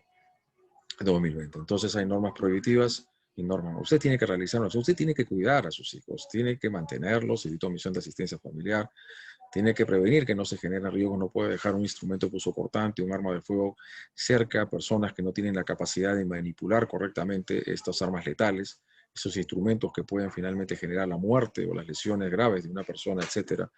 Usted tiene que, en las actividades mineras, industriales, comerciales, fijar finalmente los límites máximos permisibles y así no generar efectos contaminantes al medio ambiente o lo que se llama sus componentes ambientales. Esto es toda nuestra vida en sociedad, tenemos que adaptarnos a las normas. O sea, las normas tienen una razón de ser, porque mientras que usted esté en los ámbitos permitidos, de los riesgos permitidos o los socialmente adecuados, pues si por ahí se produce un resultado lesivo, la muerte o las lesiones de una persona producto de la usada causalidad del destino, un terremoto, o le cae un rayo a esa finalmente ambulancia que está llevando un herido de mínima levedad que generó A, pues A no puede ser finalmente responsable por la muerte de B, porque no, su conducta no es la que ha desembocado en la realización de este resultado lesivo, es la muerte de la persona. Tenemos delitos de omisión propia e impropia. Los delitos de omisión propia son los que expresamente están precisamente previstos y regulados en la parte especial del Código Penal, como es el delito de omisión de asistencia familiar, de omisión de socorro, tenemos omisión de actos funcionales, omisión de ejercicio de la acción penal y otros por ahí que se definen en delitos de omisión propia que no requieren la realización o que se efectivice un resultado. En cambio, los delitos de omisión impropia que se encuentra regulado en la cláusula 13ª, la parte que precisamente es aplicado en el caso de Escobar, es de comisión por omisión, ¿no? Acá lo vamos a poner. Delitos de comisión por omisión.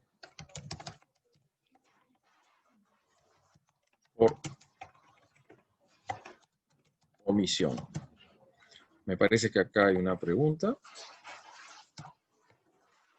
En el caso de Escobar, ¿se podría aplicar imputación por delitos? Sí, propiamente es lo que se está aplicando en el caso de los cernatarios locales, omisión impropia. Esto es el equivalente de la omisión a una acción. La cláusula 13ª, de artículo 13º de la parte general dice cuando la pena, disculpe, si la omisión corresponde a la realización del tipo penal mediante una acción. En la norma prohibitiva, tú no puedes matar a nadie, no puedes estar golpeando finalmente a funcionarios públicos, atentando contra la propiedad pública y la propiedad privada, no puedes estar estafando a la gente o apropiándote lo ajeno. Estos son preceptos o normas prohibitivas. Las normas, hoy tú tienes que realizar una acción dirigida a salvaguardar el bien jurídico protegido de las personas que están bajo tu custodia, los agentes penitenciarios en cuanto a los presos preventivos, condenados, sentenciados, el personal sanitario, los médicos y profesionales y los galenos con respecto a la vida y la integridad de los pacientes. O sea, existen en nuestra vida también los profesores, los educadores con respecto a los alumnos. En todas estas instituciones finalmente aparece la posición de garante, ¿no? Entonces, como nos estaba preguntando antes, lógicamente me parece que esta es la hipótesis de incriminación del Ministerio Público con respecto a estas dos personas, porque estas dos personas no es que mataron físicamente a nadie. Ellos, ese restaurante, o mejor dicho, ese local comercial, conforme a la infraestructura y las condiciones que tenía y con la que se observa, era prácticamente una trampa mortal, como dijeron por los medios de comunicación social. Entonces, ellos no adoptaron las medidas de precaución necesarias, al margen de que ya estaban violentando una norma de cuidado al haber desarrollado una actividad social en pleno COVID-19, quebrando el distanciamiento social obligatorio, ¿no? Entonces, no se olviden la posición de garantía que es de naturaleza institucional, ¿no? Hay una cantidad de instituciones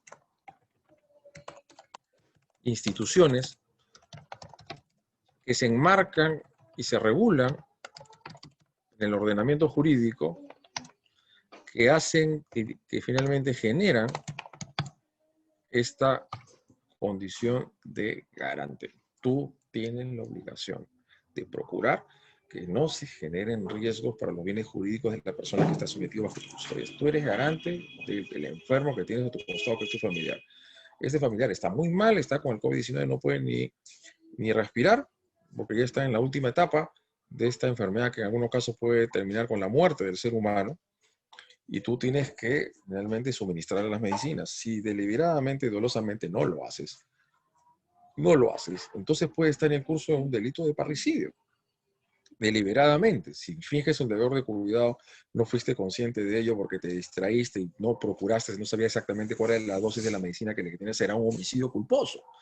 O sea, los delitos no deben significar únicamente esa incidencia o esa expresión de alguien que realiza una acción y lesiona, pone un peligro a un bien jurídico, sino también puede resultar siendo no haber adoptado las medidas de precaución de necesidad suficientes, no haber proveído los instrumentos necesarios finalmente a los operarios laborales, disculpen, trabajadores, los operarios, para adecuar y realizar su función sin ningún clase de riesgo para sus bienes jurídicos fundamentales. Ahí tenemos un delito de peligro concreto del artículo 168b de la parte especial, no, disculpen, el 168A, es que son tantos articulados que tenemos y tantas reformas que se han producido en los últimos tiempos que a veces uno se marea con tanta numeración, que es el atentado contra las condiciones de seguridad y trabajo.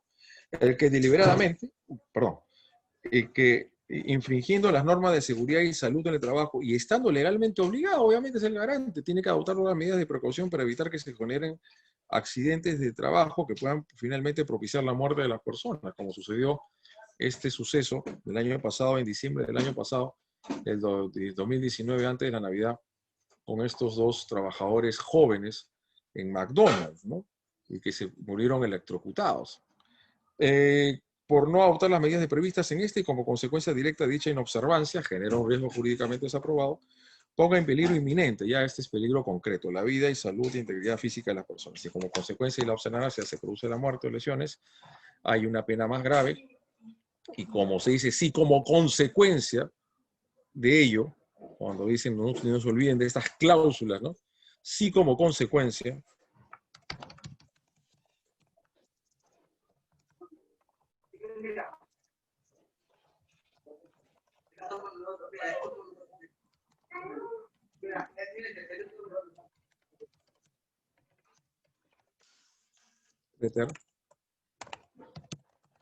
intencional.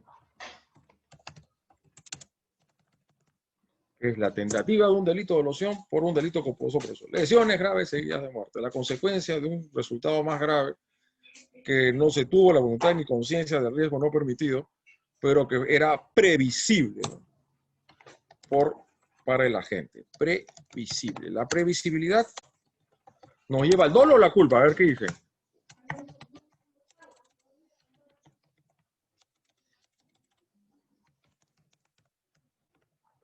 ¿Dolo o culpa? Cuando le es previsible el resultado más grave. Sobreviene un resultado más grave que era previsible, pero no era la cognoscible, porque si la cognoscible finalmente está actuando ya por lo menos a título de dolo eventual. Es la delimitación entre el dolo y la culpa. Muy bien. Entre dolo y culpa. Mejor ya lo cerramos de esta manera, ¿no?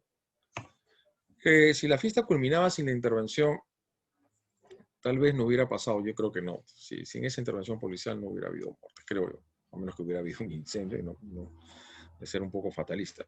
Las muertes se produjeron precisamente por la mala intervención policial. ¿No cree que hay más responsabilidad de quienes hicieron? Sí hay bastante responsabilidad y no en vano hubo una contaminación o una vulneración de la cadena de custodia, ¿no? Lo que atenta la autenticidad de la evidencia. Y esto es muy grave, ¿no? Porque vimos en las imágenes que no se querían ver, pero al final todo se sabe, cómo había un policía que cierra la puerta, porque supuestamente hay una evacuación. Primero las mujeres. ¿Por qué murieron las mujeres? Porque ellas las primeras que se iban a salir, y ahí vienen desde atrás como una avalancha de personas, y ¡blum! Finalmente se van contra ellas y las asfixian, porque un buen médico legal, que seguramente ustedes ya tendrán posibilidad de escucharlo, médico legal, Luis Alberto Pacheco de la Cruz me dijo que ellos le aplastaron el diafragma y ahí finalmente se produce la asfixia, ¿no? Inmediatamente muere la persona. De hecho que sí, hay varios factores de atribución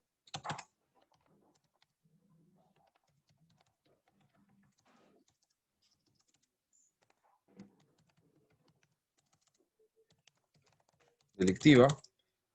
Hay que establecer en el proceso penal cuál fue el factor predominante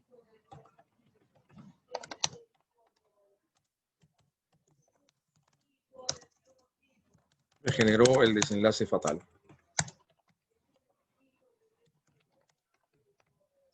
Pues la muerte de estas 13 personas. Dolo, delimitación del dolo culpa. Entonces fíjense, ¿no? Hemos tratado de diseñar y vamos a dar una última puntuación por el tiempo que nos queda de lo que decimos acá, ¿no?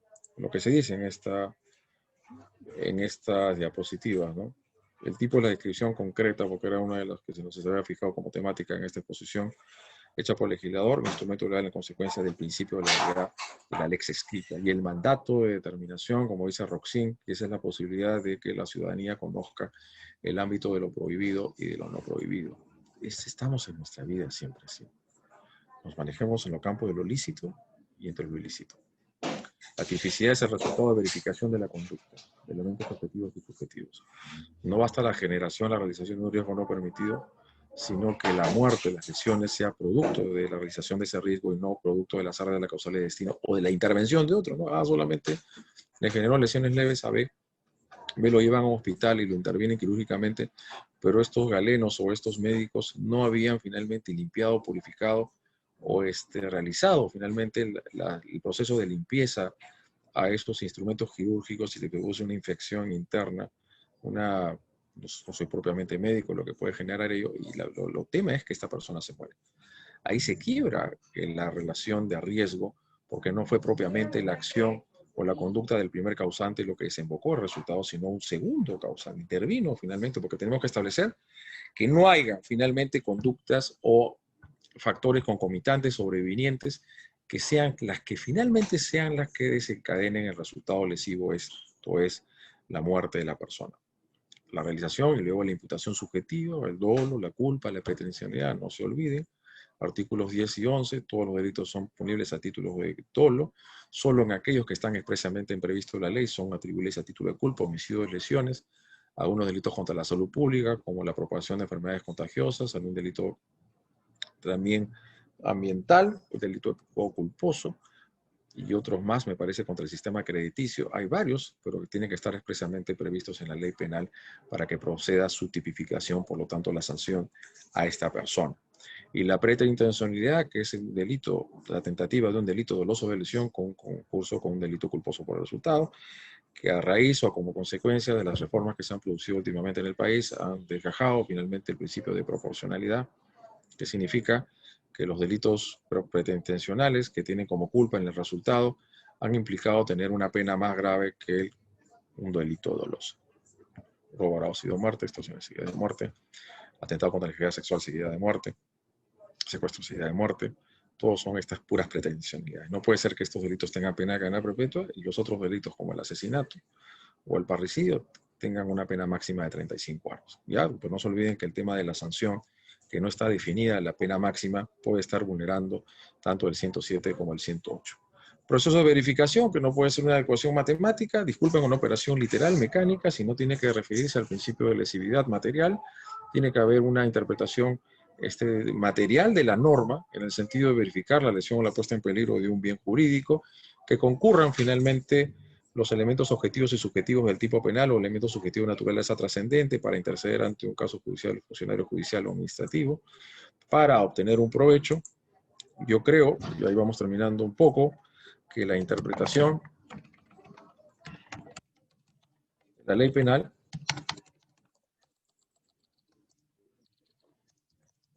debe operar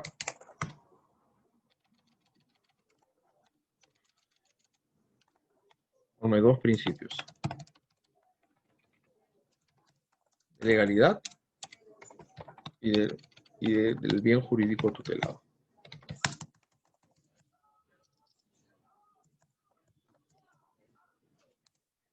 Si bien en las omisiones, dice Osías Germán, Castañeda, Nerea, a todos, impropias o de comisión por omisión, exige esa posición de garante y por los deberes e instituciones a partir de una relación especial. Ojo, también ya está incluido el deber generalizado que tiene todos. Todo sí, muy bien. Todo ciudadano tiene el deber de no involucrarse en propiciar estados de lesión o puesta en peligro de bienes jurídicos. Y eso también tomando en cuenta lo que son las conductas neutrales, ¿no? Inicuas estereotipadas, ¿no? O socialmente adecuadas, que también se analizan en el ámbito de la imputación objetiva. Dice, no todo es competencia de todos, pero la verificación de los roles hay que no podemos esquematizarlo, formalizarlo, porque luego del rol de transportista, de taxista, de policía, tenemos el rol de ciudadano, y el rol de ciudadano significa no involucrarnos en actos de significancia delictiva. En la comisión propia también existe un deber de posición, pero es un deber generalizado, una competencia específica que se determine a través de las diversas instituciones, paterno, filial, ascendientes, también descendientes, ascendientes, lo que es el deber finalmente de procurar una subsistencia mínimamente digna, lo que significa proteger y cuidar los bienes jurídicos de la persona que están bajo nuestro guarda o tutela. Es una competencia institucional, diría yo, competencias institucionales que define un ámbito de desarrollo de realización de determinadas acciones a efectos de guardar finalmente la integridad de los bienes jurídicos de la persona que está bajo nuestra custodia. Esa es la esencia y naturaleza, creo yo, de los delitos de comisión por omisión, los delitos omisivos. Tiene un fundamento normativo, definitivamente, el fundamento normativo de la realización, la exigibilidad que recae sobre una persona de adoptar todas las medidas de precaución y todo lo que sea necesario e importante para evitar que se generen riesgos a los bienes jurídicos de estas personas. Cuando una pericia determina que es un hecho ilícito, se determina la concurrencia de un factor predominante y factor contributivo. ¿A quién sanciona penalmente? Solo el contribuyente. Pueden penalizarse a ambos. Esto es tanto el valor contributivo o menor, pero claro, dependiendo del grado de proporcionalidad y de lesividad que ha generado este comportamiento. Por ejemplo, en el caso de Restobar, puede ser el factor predominante el hecho de que estas personas, estos policías, hayan cerrado la puerta de manera deliberada y hayan inviabilizado, no hayan permitido que las personas puedan evacuar del lugar. A su vez está el otro factor de quienes generaron este factor, una suerte de riesgo para esto, ¿no? Entonces, vamos a determinar diversos grados de responsabilidades por delitos de omisión. Entonces, quienes finalmente generaron una fiesta de manera clandestina y prohibida, no tenían finalmente los lugares, realmente los espacios eran muy reducidos en la salida de emergencia, y por otro lado está el otro. Yo creo que ese es el factor predominante que va a determinar el mayor grado de responsabilidad penal. Muy bien, predominante factor con lo que contribuido. Claro, lo que podría decir José Antonio, en todo caso, el que contribuye, en todo caso sería una complicidad. Una complicidad. Pero si el factor predominante lo estamos atribuyendo a título de culpa, pongamos homicidio culposo a la policía, la contribución a un hecho culposo no es punible. Entonces quedaría fuera de punición esta suerte de contribución de quienes han generado este riesgo no permitido y propiciaron un estado o situación por las cuales podría finalmente desencadenarse ese resultado en esta intervención policial. Pero ¿cómo si se hubiese producido un incendio? Un incendio tal como sucedió en Utopía. ¿Cuál finalmente creen ustedes que tendríamos que tener la solución en este caso? Como se dio inclusive una extradición ya voluntaria por parte de uno de los extraditales de un hecho que sucedió hace 18 años, hace mucho tiempo, ¿no? Entonces el factor predominante nos tiene que llevar finalmente a determinar la imputación objetiva en el resultado. Pero si decimos factor predominante y el otro factor contribución, la contribución finalmente tendría que ser asimilada, catalogada como una complicidad. Pero ingresamos al trompo, al círculo secante de que el acto principal es culposo y lo que está contribuyendo, el factor contributivo, finalmente ya no podría ser como complicidad, a menos que la otra postura sea que cada uno responda como autor de cada uno de sus homicidios, ¿no? Por el caso de los arrendatarios locales, están como homicidio doloso. En el caso todavía de la policía no he todavía observado una imputación concreta y precisa con respecto a ellos. ¿Hubiese otra pregunta, por favor? Amables participantes.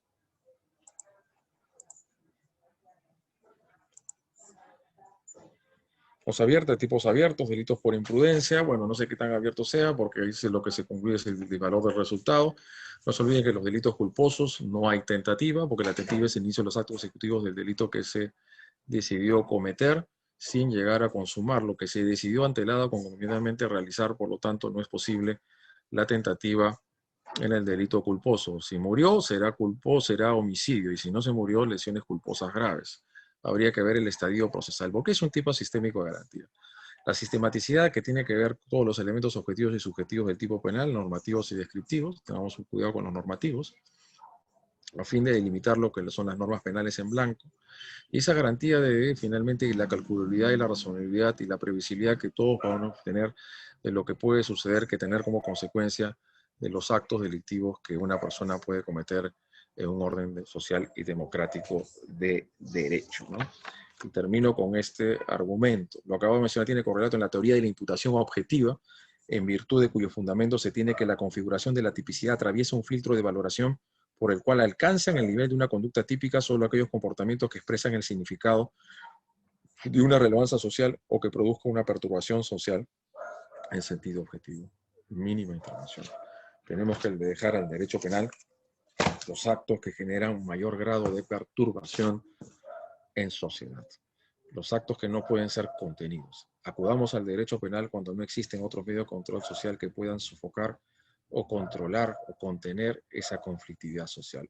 O cuando ya estemos ante un acto de tal perturbación que significa un interés general, que existe una reprobación de toda la comunidad, y no solamente de una parte de la comunidad, como sucedió en los delitos sexuales con la 28704. No vayamos al relativismo, sino vayamos a los conceptos de amplitud que podamos refundar en una verdadera sociedad democrática y que la expresión de generalidad ante la reprobación de ese comportamiento sea lo que legitime la punición de un comportamiento. Y que la punición de ese comportamiento por parte del legislador se realice, tome en cuenta ese resultado de la valoración y la aplicación de los principios de legalidad, de lesividad, de proporcionalidad y de proporcionalidad, de razonabilidad, de culpabilidad y de lesividad, a efectos de determinar que el derecho penal se aplique con un mínimo de garantías de razonabilidad y racionalidad de un orden democrático de derechos. La regla de oro es que en delitos de mera actividad no cabe tentativa. Sí, pues es un poco difícil admitir una tentativa de un delito de peligro, ¿no? Porque ya es finalmente ingresar a un estadio muy previo, ¿no? Es prácticamente entrar a la mente humana, ¿no? Sí, es una regla de oro y decir esto, que en los delitos de mera actividad, por ejemplo, de un delito de cohecho, podamos finalmente definir una tentativa. Pero claro está, hay progresividades delictivas. Puede ser que no propiamente esa modalidad sea entregar, porque se tiene que entregar la dádiva, el que recibe la dádiva, pero ya lo solicitó y no se llegó a entregar. Ya no hay tentativa de la entrega, pero sí hay realmente el delito de solicitar una dádiva a un particular y se daría el delito también de cohecho. Entonces, la tentativa, como todo en delitos de lesión, delitos de resultado, hay algunos que por ahí finalmente van afinando la puntería de un punto de vista bastante dogmático, que resulta siendo valedero y legítimo en algunos delitos de peligro y que puedan admitir la tentativa, lo cual significa de todas maneras ir mucho más allá atrás de estadios muy lejanos, finalmente, de una verdadera peligrosidad objetiva, porque la peligrosidad objetiva es lo que sustenta y fundamenta la tentativa, artículo 16 de la parte general del Código Penal. Así es, Isaías Germán. ¿Existe tentativa de los delitos de omisión? Dicen que sí, a partir del momento en que la persona ya estaba obligada a realizar la acción determinada a evitar que se vulnere este bien jurídico. No se olviden que los delitos de omisión pueden ser los delitos de homicidio, de lesiones y generar resultados. A partir de cuando estaba obligado a realizar esa acción, es que podríamos finalmente definir. Acá hay una suerte de imputación objetiva de una relación hipotética, ¿no? En base a un razonamiento. Porque acá lo que se exigía era una realización de una determinada acción. A partir de donde hay ese grado de exigibilidad, donde tenía que suministrarle las medicinas, donde tenía que socorrer finalmente a esta persona, es donde habría la tentativa de un delito omisivo, ¿no? En los delitos de omisión impropia. porque los delitos de omisión impropia es muy difícil porque ahí si lo que se penaliza es una mera conducta o una actividad. Dicho esto, entonces, ¿me escuchan desde CEPOCAP? Sí, doctor, sí se la escucha. No sé si habría otra pregunta para ya clausurar el evento del día de hoy. La verdad que es poco tiempo y escaso y breve para poder analizar y desarrollar todo el ámbito de los principios generales del derecho penal con lo que es la teoría del delito. En un caso de una intervención quirúrgica por un caso de apéndice, una mujer gestante de 6 meses le perforan el intestino y después de 2 días le dan de alta y le causa una infección generalizada. Esta persona es internada en un hospital en donde la tienen que causar la muerte al feto para salvarle la vida a la madre, pero luego de 10 días el paciente fallece. ¿Qué delito es? Uy, hay varias cosas acá, ¿no? Por un caso de apéndice, una mujer gestante de 6 meses y le perforan el intestino. Yo creo que esto ha generado una norma de infracción de la Lex Artis, ¿no? Y por ahí ya había generado un riesgo bastante desaprobado a una mujer gestante de 6 meses y después de 2 días le dan de alta y le causan, producto de eso le causó supuestamente la infección general. Es llevada al hospital en donde le tiene que causar la muerte del feto. Esto es, quien propició ese estado de riesgo de la intangibilidad, ya produjeron finalmente, mejor dicho, unas lesiones a la vida de la mujer, fueron los primeros galenos. Ellos le han generado lesiones leves y graves y han propiciado en este caso que la única posibilidad de salvar la vida de la madre era dar muerte en nasciturus, generar el aborto, es el aborto terapéutico. Estas últimas personas, los médicos no realizan no cometen ningún acto delictuoso. Lo otro bien, como bien dice Kimber Flores, estamos afectando finalmente la salud de la persona. Han perforado realmente el intestino, que en algunos casos podría ser tentativo de homicidio. Claro, tentativa si tendría que ser homicidio doloso, ¿no? Por lo menos lesiones culposas graves, ¿no? ¿Qué hay en imputación coactiva? La generación de un riesgo, la infracción de una norma de cuidado que haya generado un riesgo no permitido y que esa es la que haya desencadenado el resultado lesivo. ¿Cómo es que bueno, causar la muerte del feto? Sabían que estaba finalmente y estaba gestando, pero estaba con 6 meses de gestación. Entonces, le generaron también una afectación al feto. Podría ser concurso ideal de lesiones graves, culposas con la mujer y por otro lado, lesiones al feto. Pero lastimosamente las lesiones al feto, conforme se prevé en el Código Penal, solamente se incriminan, si es que no me equivoco, las lesiones al feto dolosas y no culposas, ¿no? A ver, ¿dónde están los delitos de aborto, autoaborto, circunstancia, aborto sentimental? Las lesiones al feto, ¿dónde está? Si alguien se acuerda por ahí, por favor me dice. Daños al concebido. El caso de daños al cuerpo, aún la salud del concebido será reprimido con pena privativa de libertad, no menor de 1 ni mayor de 3. Pero esta es dolosa, ¿no? Las culposas no están finalmente previstas en las lesiones al feto. Entonces esto es lo que finalmente tenía que darse. Una pregunta: una joven va al hospital por un dolor de espalda y a salud y un médico toma la consulta y le pide que se recueste en la camilla, se baja el pantalón y la truza y procede a meterle por unos 5 minutos. ¿Qué cosa? El Ministerio Público no ha tipificado. ¿Pero qué es lo que le introduce? ¿El miembro viril o el dedo?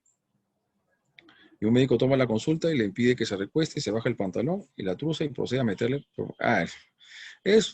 Si no está dentro del ámbito de la exploración médica propiamente de la supuesta enfermedad que esta persona va por un dolor de espalda que ya los tiene que ver finalmente meterle el dedo. Eso no está dentro del ámbito de la intervención de la Lex Artis o la intervención médica o galena. Por lo tanto, será el delito de violación sexual del artículo 170. Porque el ingreso de un miembro viril, otras partes del cuerpo, otros objetos, ahora se encuentra de objeto de regulación en el artículo 170 de la parte especial del Código Penal, luego de la modificatoria de la Ley 28251 del año 2004. No es actos contra el pudor, sino es violación sexual, conforme a los términos normativos del artículo 170 de la parte especial del Código Penal. No es actos contra el pudor, porque ya la modificatoria de hace ya más de 16 años fue clarísima que puede ser otras partes del cuerpo u otros objetos. Dicho esto, me encantaría seguir finalmente la exposición, pero lastimosamente hay cuestiones personales que tengo que realizar en estos momentos. Nos quedan pocas horas dentro de este ámbito de toque que queda. Ha sido un agrado, finalmente un placer haber estado con ustedes. Gracias siempre a CEFOCAP. Espero tener la oportunidad de seguir desarrollando estos principios y la moderna teoría de la imputación objetiva y que pueda propiciar un mayor grado de debate y discusión con ustedes en las próximas sesiones que tendremos con ustedes. Dios los bendiga, cuídense mucho y que tengan un bonito fin de semana. Hasta luego. Gracias, doctor. Hasta luego. Gracias, hasta luego. Cuídense mucho. Gracias, doctor. Gracias, cuídense Gracias, mucho. Hasta doctor. luego. Un fuerte abrazo. Gracias.